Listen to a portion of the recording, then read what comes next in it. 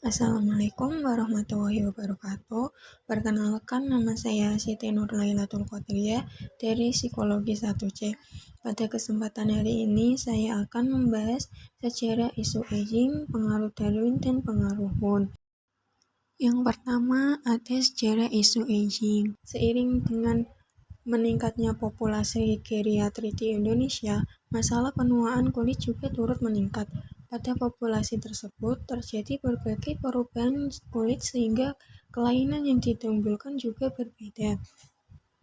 Menua bukanlah suatu penyakit, tetapi merupakan proses berkurangnya daya tahan tubuh dalam menghadapi rangsangan dari dalam maupun luar tubuh. Menjadi tua merupakan proses perubahan biologis secara terus-menerus dan terjadi suatu kemunduran atau penurunan.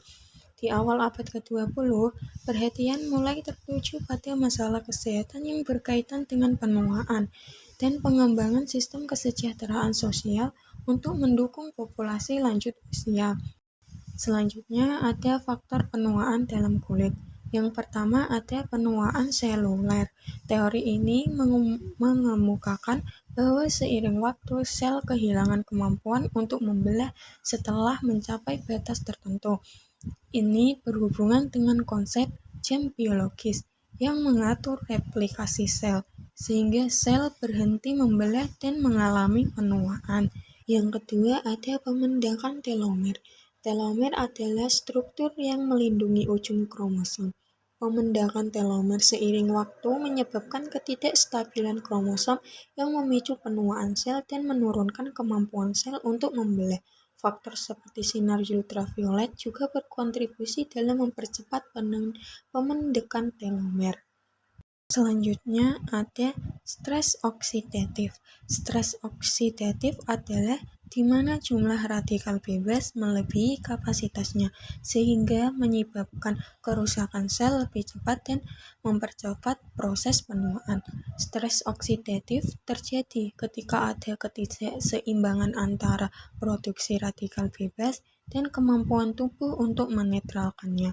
Stres oksidatif merusak komponen seluler dan menyebabkan penuaan serta kematian sel.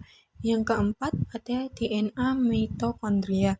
Mutasi pada DNA mitokondria bertambah seiring bertambahnya usia, menghasilkan banyak ros yang merusak sel.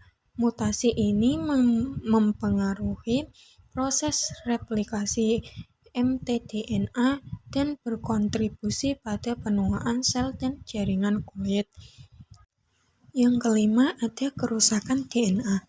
Paparan sinar ultraviolet menyebabkan kerusakan pada DNA, memicu penuaan kulit dan risiko kanker. DNA yang rusak bisa diperbaiki, namun jika proses perbaikan ini terganggu, akan terjadi penuaan dini. Yang keenam ada gangguan DNA repair. Pada usia lanjut, proses perbaikan DNA mengalami penurunan, sehingga meningkatkan resiko kerusakan akibat stres oksidatif dan kanker kulit. Yang ketujuh ada gen dan mutasi.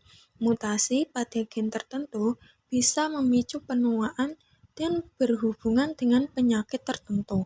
Meski belum ada gen spesifik yang diketahui secara langsung terkait dengan proses penuaan. Yang kedelapan ada penurunan hormon. Seiring bertambahnya usia, hormon-hormon penting seperti hormon pertumbuhan dan hormon seks menurun. Hal ini berdampak pada metabolisme dan kesehatan kulit.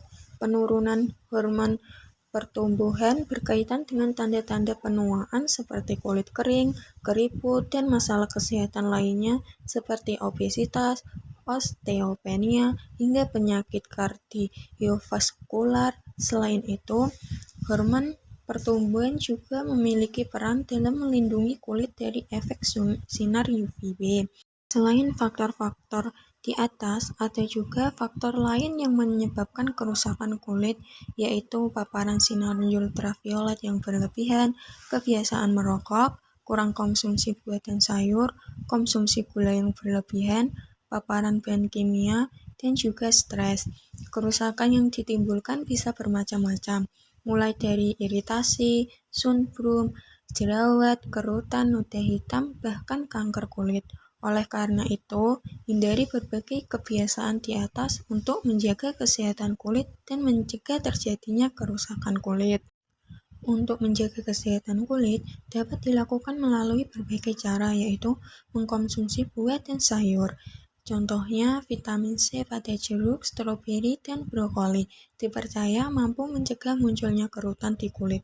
Sementara itu, vitamin E yang dapat ditemukan pada alpukat, anggur, dan tomat juga memiliki fungsi yang tak kalah penting, yaitu mencegah kerusakan sel kulit karena sifat antioksidasinya. Dan juga gunakan tabir surya. Penggunaan tabir surya merupakan salah satu cara terpenting untuk menjaga kesehatan kulit. Materi kedua yaitu pengaruh Charles Darwin. Memiliki pengaruh yang signifikan dalam beberapa bidang ilmu pengetahuan dan masyarakat.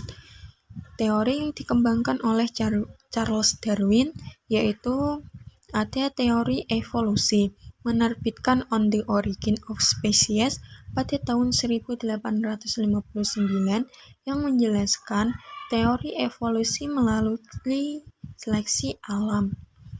Teori ini menyatakan bahwa spesies berkembang dari nenek moyang bersama melalui proses seleksi alam, di mana individu yang lebih beradaptasi dengan lingkungannya memiliki kemungkinan besar untuk bertahan hidup dan bereproduksi. Yang kedua ada kebudayaan dan sejarah. Menurut teori ini, sebuah kebudayaan akan punah jika tidak beradaptasi dengan perubahan zaman yang terjadi melalui variasi, persaingan, dan perwarisan. Dan yang terakhir ada biologi evolusioner modern. Teori Darwin menjadi fondasi bagi biologi evolusioner modern. Ia mempengaruhi cara ilmuwan memahami asal-usul dan evolusi makhluk hidup, serta perkembangan ilmu genetika dan biologi molekuler. Dan yang terakhir ada pengaruh Wilhelm Wundt dalam psikologi. Dianggap sebagai bapak psikologi eksperimental karena inisiatifnya dalam mengkhususkan diri pada eksperimen psikologi dan memisahkan psikologi dari ilmu lainnya. Yang pertama, ada pendirian laboratorium psikologi eksperimental.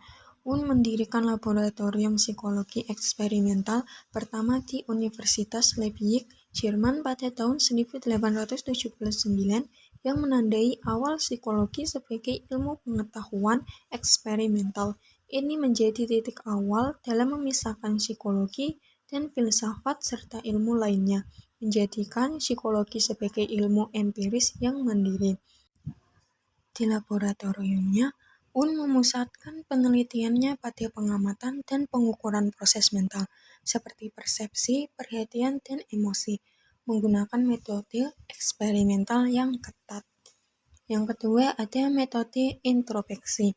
Melalui metode introspeksi, proses mental dapat diteliti secara ilmiah, membantu membentuk dasar bagi penelitian empiris dalam psikologi.